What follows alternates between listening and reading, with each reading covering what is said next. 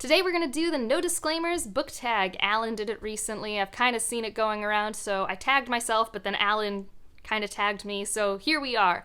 I know it says no disclaimers, but like obvious disclaimer of everything is subjective. Like, I'm not attacking you if things I don't like are things you like. All right?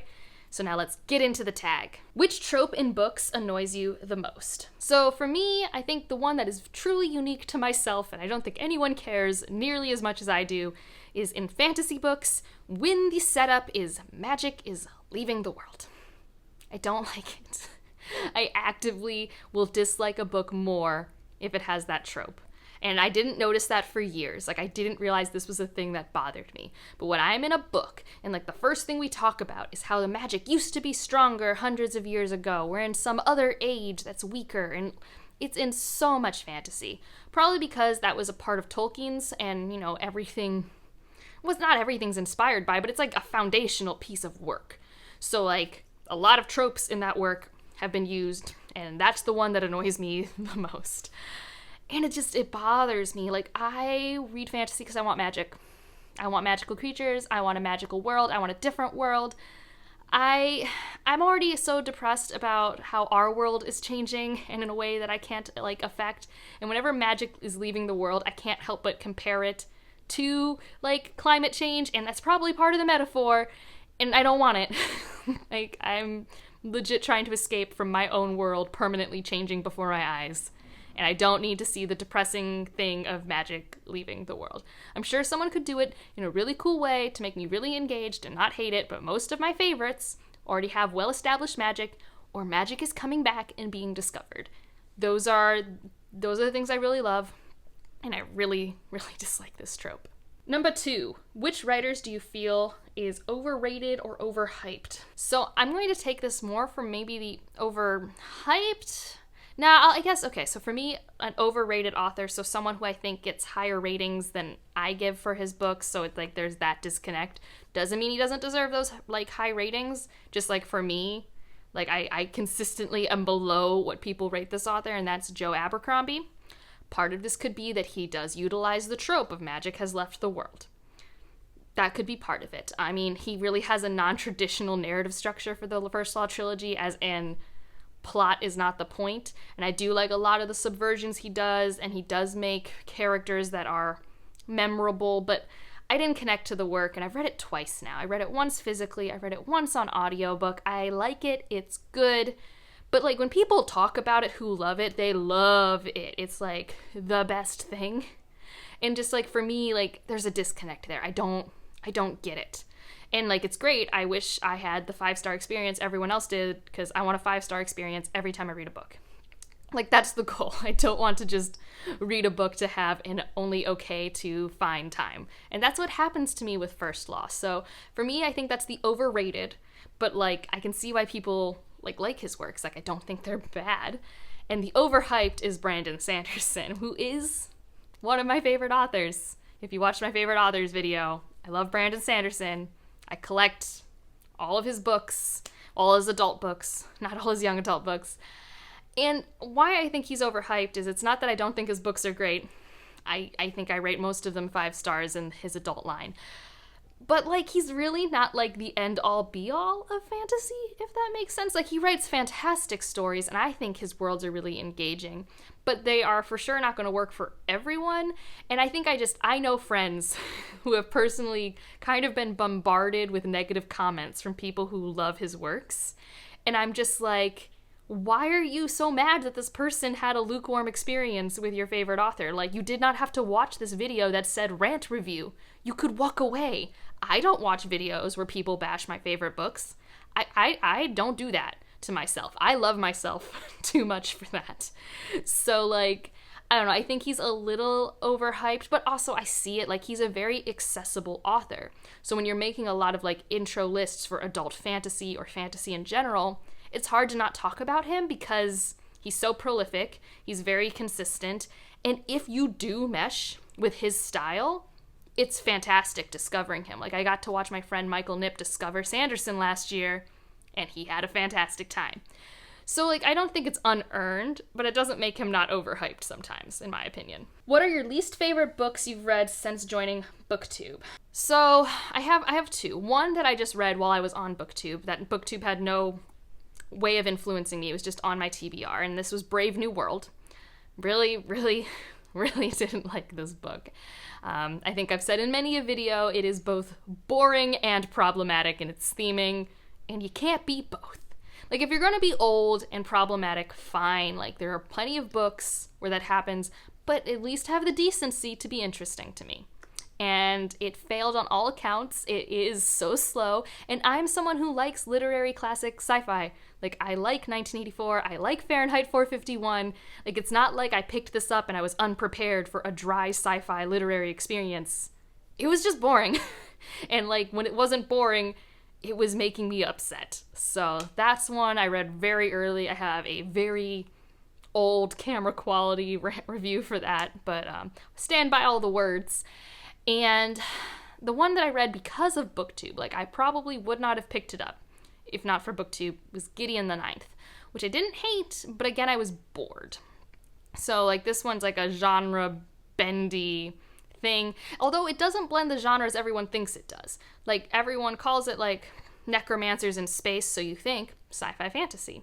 But it's more like fantasy closed circle mystery gothic. It's still a genre blend, but, like, the sci-fi elements are, like, so low. And I think this is one where if you connect with Gideon as a character, you're gonna have, like, a phenomenal time.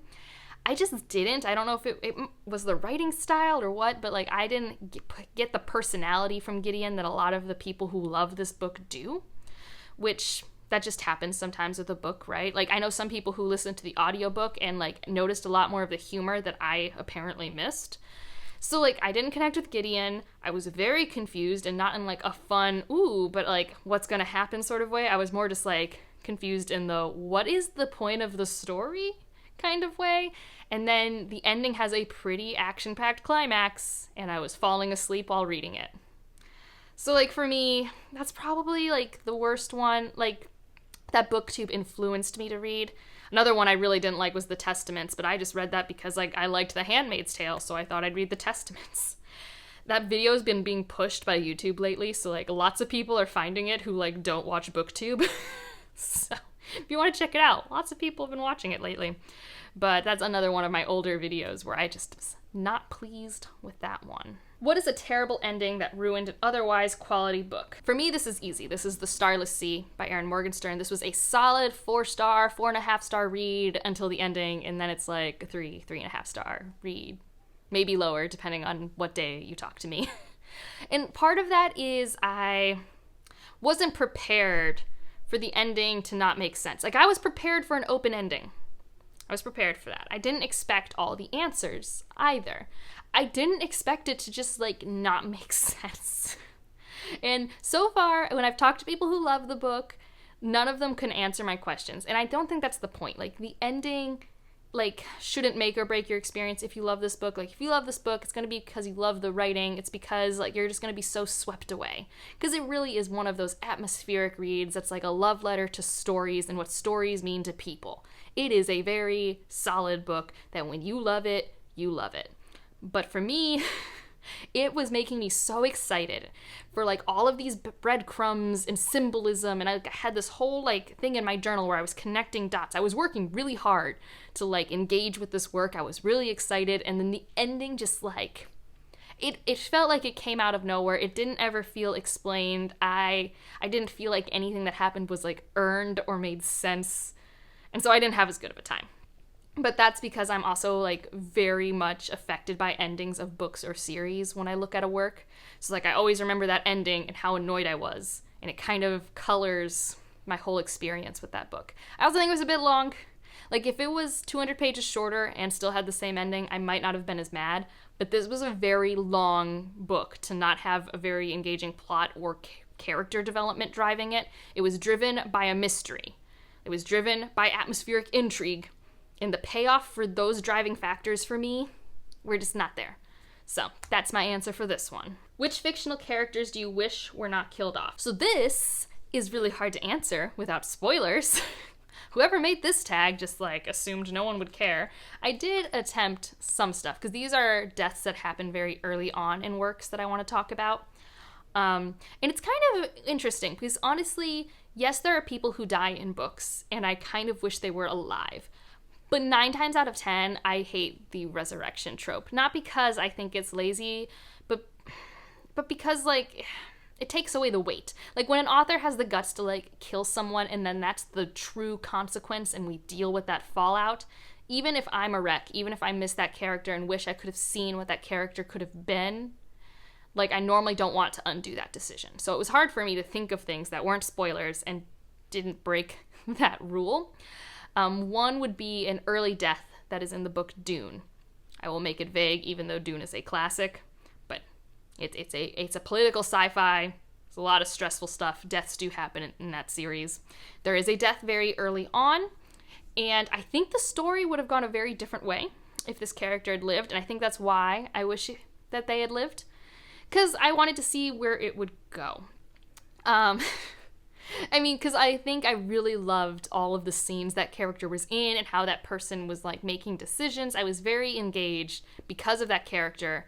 And then when they were removed, the story, I think, suffered pacing-wise for a long time before we found, like, I don't know, our next direction, if that makes sense.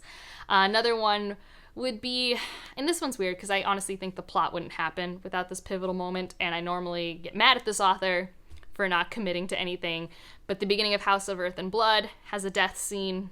I'm going to be vague even though it's on the back of the book, so whether you think it's a spoiler, I don't know, you can look at the back of the book. Because on one hand, I was very impressed that she actually killed someone, but on the other hand, I, like, really liked that character, so it's a double-edged sword.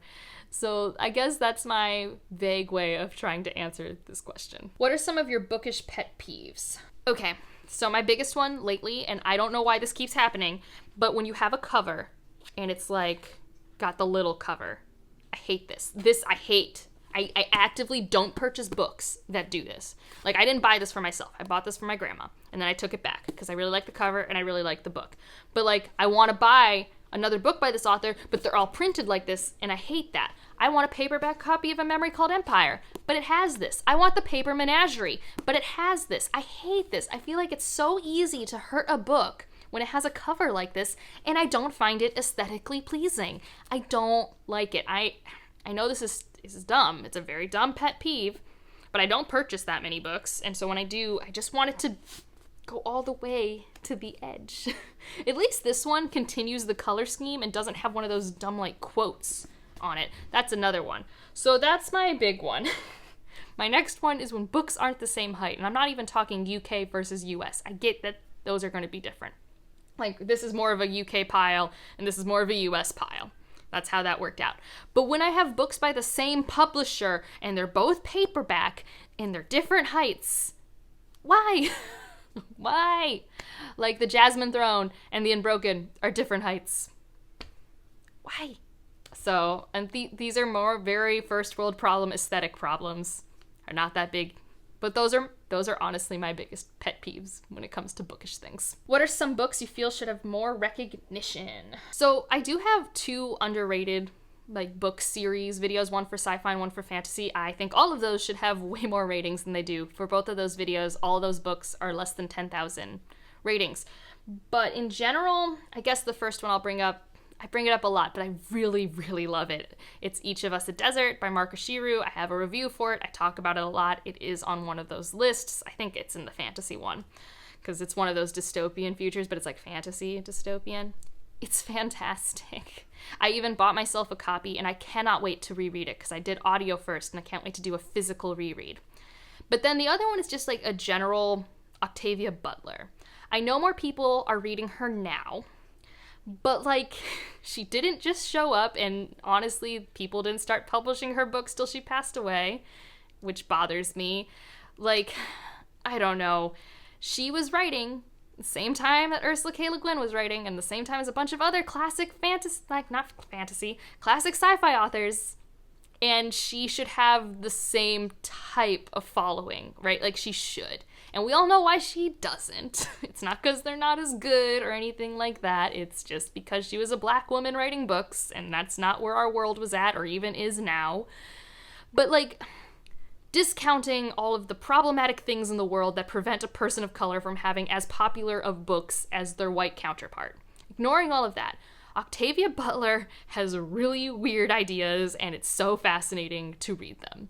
Like, I'm reading the Patternist series right now, and each book is just a different thought experiment, and they are really weird, and she's not afraid to go there, and she gets dark, and she gets weird, and I really appreciate it, and it has that, like, minimalistic writing style of classic sci-fi where you're focusing on the idea, like, that's the point. I really, really like her works. And although she never gives me like a 5-star experience, I always remember them. And also that makes sense because I rarely give sci-fi books 5 stars because I'm like a weirdo like that. So I don't know. But in general, I really want her to have more recognition because right now it's feeling like a little too late how people are coming around, and I want it to just keep going. I just don't want it. I don't want it to stop because she deserves to be on all the same lists as all of her classic peers. Like, she's just as important and influential. And obviously not every book's going to be a hit for everyone, but I don't know. There are just a lot of other classic sci-fi authors I hear people talk about more. And it just feels like when people talk about her now, they talk about her more in a modern context, which, like, she did write books in the 90s and the 2000s, but, like, she's been writing since the 70s. So, yeah. That's kind of my little mini rant there. What are your thoughts on censorship and banning books? I don't like it. I just found out recently that a passage in my copy of the Amber Spyglass is different from a copy in the UK, and I'm livid about it. Like, legit so angry. And it's only like 4 sentences, but like, I'm so angry that I was censored in that way by some publisher or editing team who were like, okay, British kids, they can handle this slightly steamier-ish thing. The US kids, though, must protect them from this idea. Like, what? What? That bothers me. In general, I'm going to link down below. Abby has a whole video about the differences in UK versus US, including some of these, like, bigger changes. Like, I don't like that. Like, I do not like that type of thing at all. I don't like banning books. Even if they're problematic, like, I don't like the idea of removing knowledge. I don't like it. I think it's fair for someone to decide they don't want to purchase that or engage with it, etc. But, like, I'm not pro removing knowledge or even opinions, even if they're atrocious. Like, but what I do think that is a part of it that gets missed in the conversation is, I also don't think, though, just because I'm not pro banning or censorship, that a publisher needs to pick up every book to publish. Like, someone can self-publish. Like, you don't have to publish someone just because they're going to have, like, a spicy take, you know, from, like, I don't know. It's just, there are publishers who are like, we need to publish both sides of a thing. And I'm like, do you? Like, do you? Like, you want the money, so I get why you do. But, like, so I think some people think, well, if you don't publish this side, it's censorship. And it's like, no, there's the internet. Like, there are ways to get your thoughts into the ether. You don't have to pay them millions of dollars for their thoughts. I don't know. So, like, it's not that I think everything should be published by, like, major publishers and have, like, big marketing campaigns. Like, I learned a lot about this on Jess Owen's Community, and it's just, like, it's so much. But once a work exists, however it did choose to be existed, I don't like the idea of censoring it or banning it, because it exists, and I don't know, just would feel wrong, I think. So that's this tag, and I'm supposed to tag people, and I feel like this is one of those tags that a lot of people do, but I'm going to tag Michael Knipp, because I always like when he has spicy takes. So we're gonna tag Michael Knipp. I also would like to tag Andy Smith, who I don't know if that you've done this tag, but if you have, sorry, link yours down below, because I've obviously missed it. And I want to tag, who else do I want to tag? I don't know. I'll tag Laura from A Book Circus, because I would love to hear her answers as well. So, That's this tag. Feel free to answer to any of these down in the comments or in my Discord. If you want to leave an emoji, leave like one of those red X's, maybe. That seems reasonable for this type of like negative tag. I don't know if it actually makes sense, but it's what I've committed to. And like if you liked it, subscribe if you want to, and I'll see you in the next one. Bye.